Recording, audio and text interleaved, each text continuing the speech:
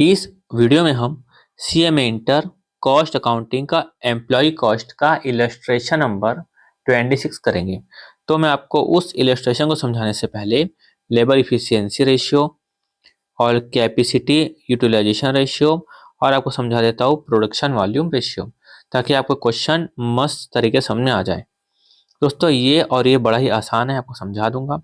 इसको ये भी आसान तो तीनों है, पर मेरा क्या उद्देश्य है कि आपको कॉन्सेप्ट के साथ समझाऊं ताकि आपको एग्जाम में प्रॉब्लम ना आए, फुल कॉन्फिडेंस रहे। तो उसके लिए स्पेस बना लेता हूँ और आपको समझाता हूँ पहले लेबर इफिशियंसी रेशियो। दोस्तों एक बात और, जो लेबर इफिशियंसी रेशियो है मैं आपको पहले समझा दूंगा यहाँ पर कॉन्सेप्ट।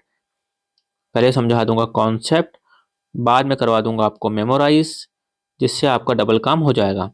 और जो कॉन्सेप्ट समझाऊंगा उसी समय आपको याद हो जाएगा, प्लस आपको मेमोराइज भी करवा दूंगा। क्लियर है? अब समझाता हूँ आपको लेबर इफिशियंसी रेशियो के बारे में।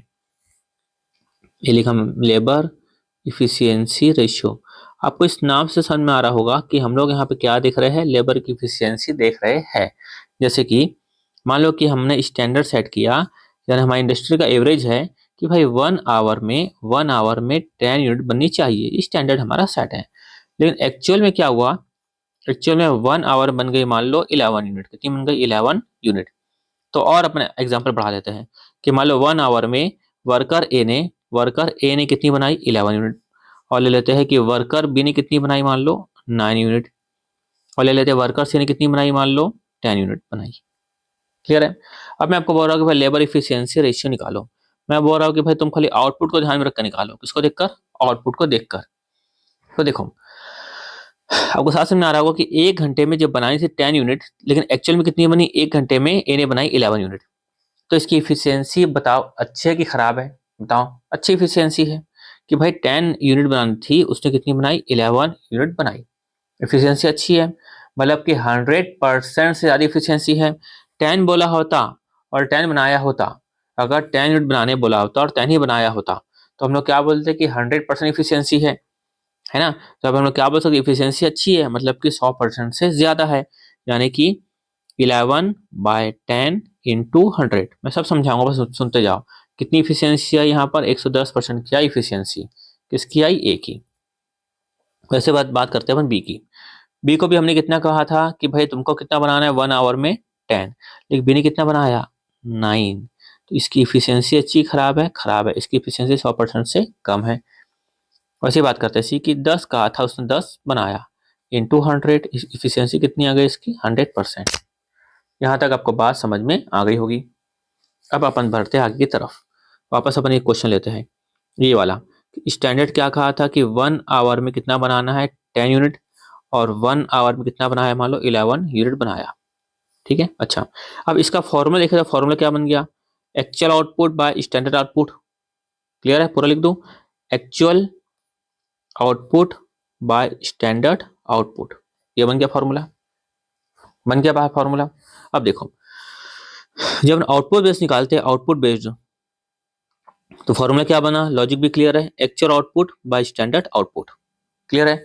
अब मैं बात करता हूँ कि भैया आपको निकालना है लेबर इफिशियंसी, निकालना है लेबर इफिशियंसी रेशियो, निकालना है अपन को। लेबर इफिशियंसी रेशियो निकला अपना यहाँ पर output based. Labour efficiency ratio निकालना है मान लो टाइम बेस्ड। क्या निकालना है? Time based. ठीक है, अब देखो यहाँ पर, अब मैं बात कर लेता हूँ टाइम की। आप यहाँ पर इफिशियंसी अच्छी है क्यों बोल रहे हो? पहली बात ये बताओ, आप यहाँ पर इफिशियंसी अच्छी है ऐसा क्यों बोल रहे हो, ये बताओ। अब इसलिए बोल रहे हो कि यहाँ पर 1 आवर में 10 यूनिट बनाना चाहिए था, उसने 1 आवर में कितनी बना ली? 11 यूनिट बना ली, है ना? 1 आवर में 10 यूनिट बनाना चाहिए था, उसने बना लिया 1 आवर में 11 यूनिट। मतलब कि ज्यादा समय लगना चाहिए था। इसका मतलब क्या होगा कि ज्यादा समय लगना चाहिए था, है ना? लेकिन उसने क्या किया? कम समय लगाया। उसने कितना लगाया? मात्र 1 आवर। देखा जाए कि 10 यूनिट को बनाने के लिए लगता है 1 आवर, तो 11 यूनिट को बनाने के लिए ज्यादा समय लगना चाहिए था। उसने क्या किया? कम समय लगाया। क्लियर है?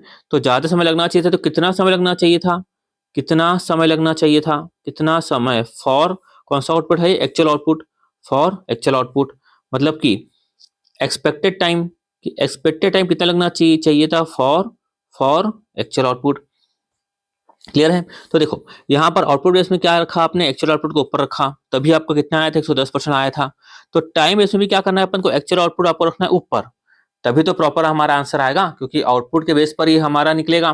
तो यहाँ पे क्या आ जाएगा, फॉर्मूला क्या बन जाएगा, expected time for actual output, expected time for actual output, या फिर ऐसा बोल सकते हैं स्टैंडर्ड टाइम, या फिर बोल सकते हैं स्टैंडर्ड टाइम, जो हमने टाइम डिसाइड किया। तो एक्सपेक्टेड टाइम बोलो या फिर बोलो standard time for actual output, कितना टाइम लगना चाहिए था और एक्चुअल में कितना टाइम लगा, एक्चुअल में कितना टाइम लगा, 1 आवर लगा, कितना लगना चाहिए था, और यहाँ पे क्या आ जाएगा, एक्चुअल आवर। मैं कॉन्सेप्ट समझा रहा हूँ, बाद में याद भी करा दूंगा, डोंट वरी।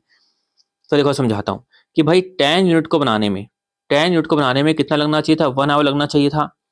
तो 11 यूनिट को बनाने कितना आवर लगना चाहिए था, 11 इंटू 1 बाय, या नीचे आ जाएगा 10, कितना आया 1.1 आवर। तो आपको 11 यूनिट को बनाने में, यानी एक्चुअल आउटपुट के लिए, जो एक्चुअल आउटपुट के है, इसके लिए आपको लगना चाहिए था कितना, 1.1 आवर लगना चाहिए था, पर एक्चुअल में कितना लगा, 1 आवर लगा। तो अल्टीमेटली इफिशियंसी अब कितनी आ गई यहाँ पर, 110% की आ गई इफिशियंसी, 110% की आ गई आपकी इफिशियंसी। क्लियर है। यहाँ पे बात किया, मान लो ये बात किया वर्कर ए की, वैसे ले लेता मान लो वर्कर बी की। वर्कर बी ने कितना आउटपुट किया, वर्कर बी का मान लो आया यहाँ पर actual output same to same वापस क्वेश्चन ले लेता हूँ।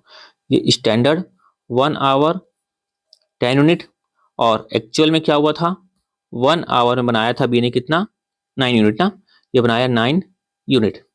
तो देखो अब मैं बता रहा हूँ टाइम बेस्ड निकालने के लिए, क्या बता रहा हूँ, टाइम बेस्ड। एक चीज तो हम लोग सीख गए कि भाई एक्चुअल आउटपुट ऊपर आना चाहिए, तो यहाँ पर हम क्या बोलेंगे, इफिशियंसी क्या है इसकी, खराब है। इफिशियंसी क्या है इसकी, खराब है। क्यों खराब है, कि भाई 1 आवर में तुमको बनाना था 10 यूनिट, तुमने कितनी बनाई, 9 यूनिट। तो स्टैंडर्ड टाइम या फिर expected time for actual output, standard time या फिर बुक में लिखा है एक्सपेक्टेड टाइम। तो expected time for actual output, कि एक्चुअल आउटपुट के लिए एक्सपेक्टेड टाइम कितना लगना चाहिए था, और डिवाइड देखो यहाँ लिखे एक्सपेक्टेड, यहाँ नीचे क्या लिखेंगे अपन, एक्चुअल। क्या लिखेंगे अपन, एक्चुअल टाइम टेकन। क्या लिखेंगे, एक्चुअल टाइम टेकन। तो 10 यूनिट को बनाने के लिए 1 आवर लगना चाहिए था, तो 9 यूनिट को बनाने के लिए कितना लगना चाहिए था, तो 9 इंटू 1 बाय 10, यानी कि 0.90 आवर लगना चाहिए था। तो यहाँ पे आया 0.90 बाय 1 इंटू 100, कितना आया अपना, 90% आ गया। ऊपर भी हमारा कितना आया था, देखो 90% है, देखो 90%। लॉजिक क्लियर हो रहा है। तो एक चीज ध्यान रखना, टाइम हो यानी कि आउटपुट बेस निकाले या टाइम बेस निकाले, ऊपर में क्या आएगा, एक्चुअल आउटपुट। ऊपर क्या आएगा, एक्चुअल आउटपुट। बस एक्चुअल आउटपुट क्यों आ रहा है, तो expected time for actual output. तो ऊपर लिखा है एक्सपेक्टेड टाइम, तो नीचे क्या लिखेंगे अपन, एक्चुअल टाइम। याद भी हो गया आपको। एक और तरीका, लेबर इफिशियंसी रेशियो। क्या निकाल रहा है, लेबर इफिशियंसी रेशियो। फॉर्मूला के लिए क्या करेंगे अपन, इफिशियंसी मतलब ऐसा रखना, expected time for actual output. ऊपर लिखा है एक्सपेक्टेड टाइम, तो किस टाइम को किससे कंपेयर करेंगे, अब एक्चुअल टाइम से। ऐसा स्टैंडर्ड कॉस्टिंग में भी मैं आपको बताया था ये सब तरीके। क्लियर है, तो आप ऐसा याद रख सकते हो।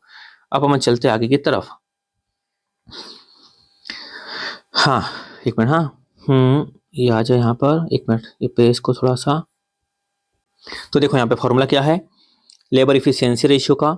लेबर इफिशियंसी रेशियो का फॉर्मूला क्या है, यहाँ पे क्या लिखा, output, expected time to produce the output, यानी कि आपके लिए लिख देता हूं मैं, expected time for actual output. तो यहाँ पे लिखा है एक्सपेक्टेड टाइम, तो कंपेयर किससे करेंगे अपन, इफिशियंसी रेशियो निकालना है तो एक्चुअल टाइम से हम लोग करेंगे कंपेयर।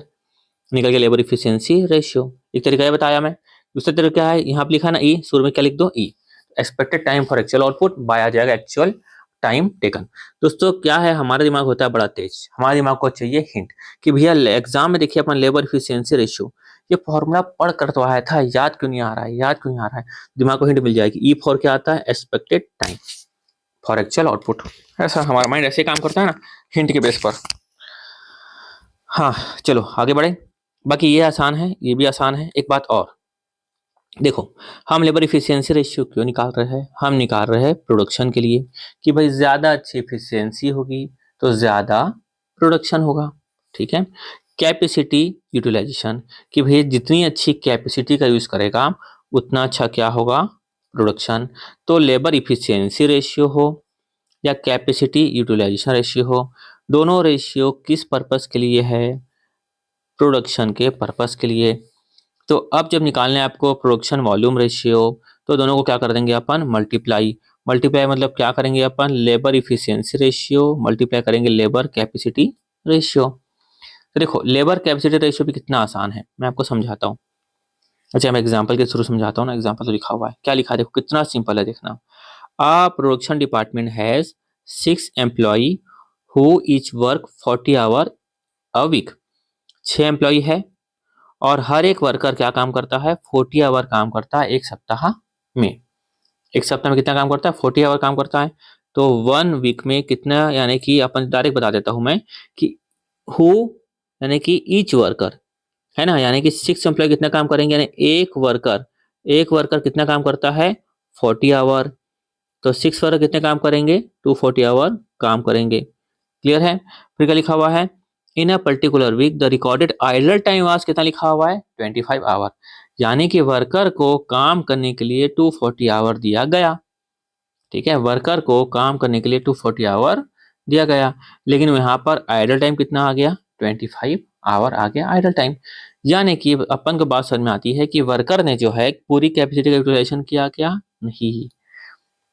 वर्कर ने पूरी कैपेसिटी का यूटिलाइजेशन किया क्या, नहीं।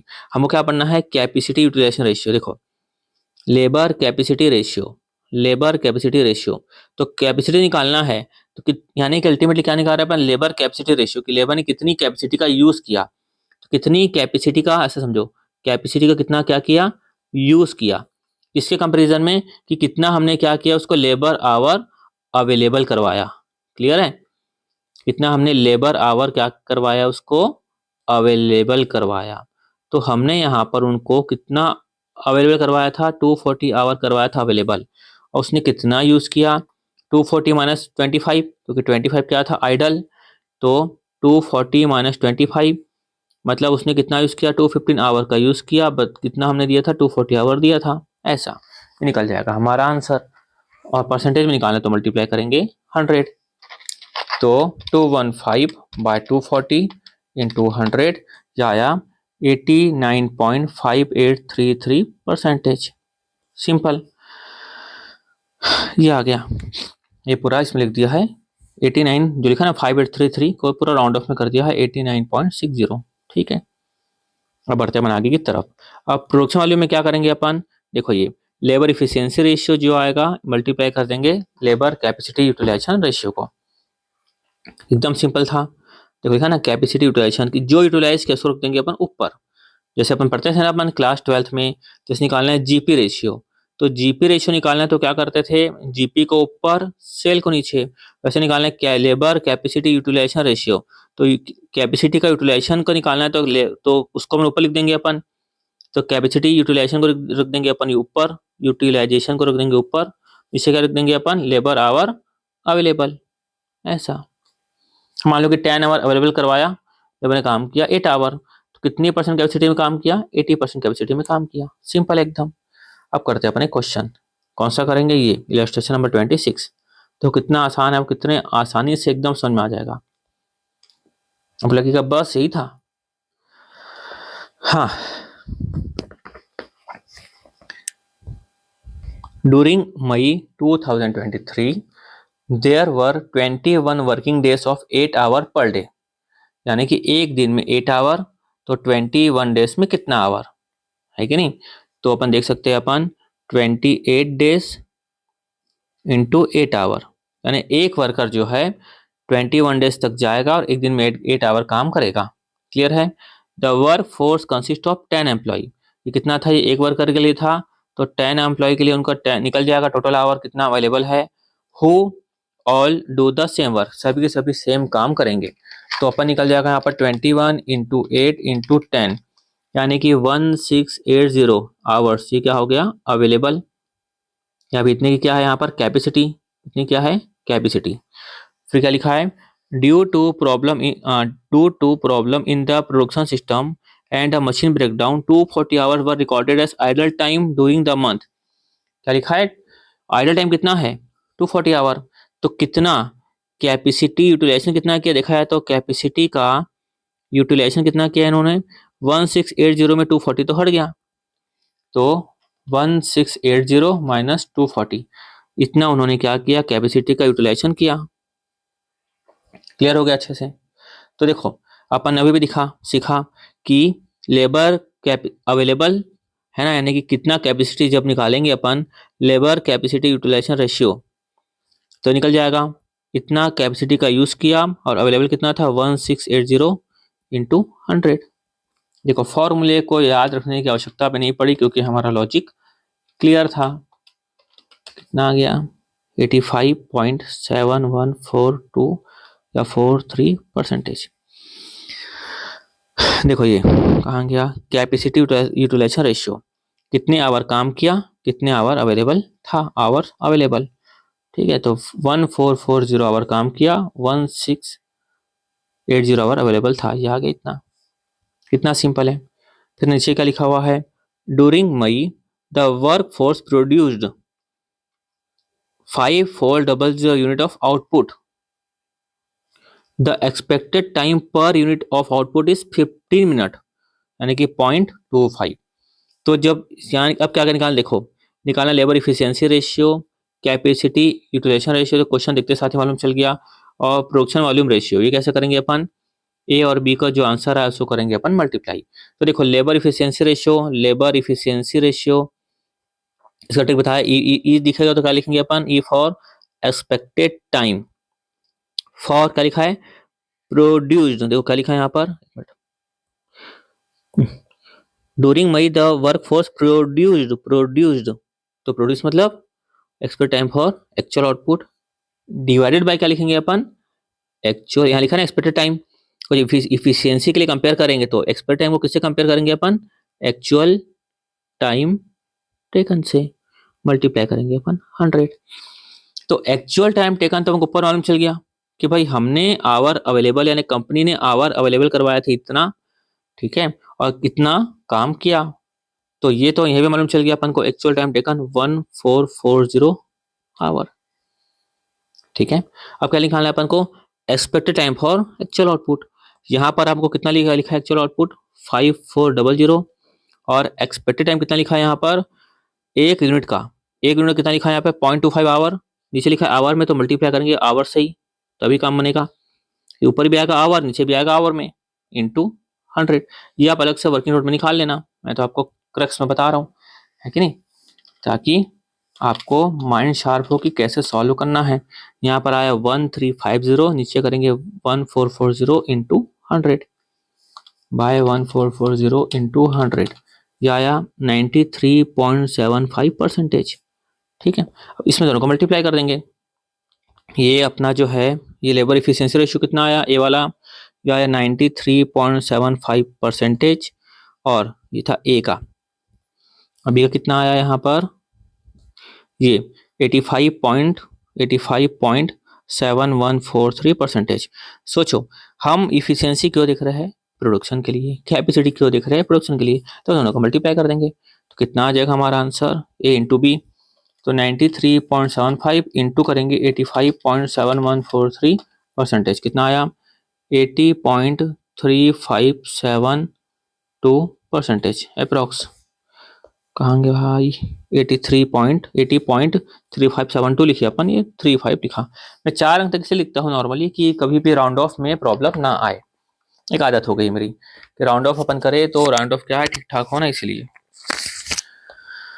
हाँ, इसके बाद जो है रोवन हाल से चालू होता है। मैं आपको पूरा कॉन्सेप्ट समझाने के लिए क्या करूँगा, नेक्स्ट वीडियो में आपको समझाता हूँ। यहाँ तक अपन यहीं रखते हैं क्लास को। Thank you so much.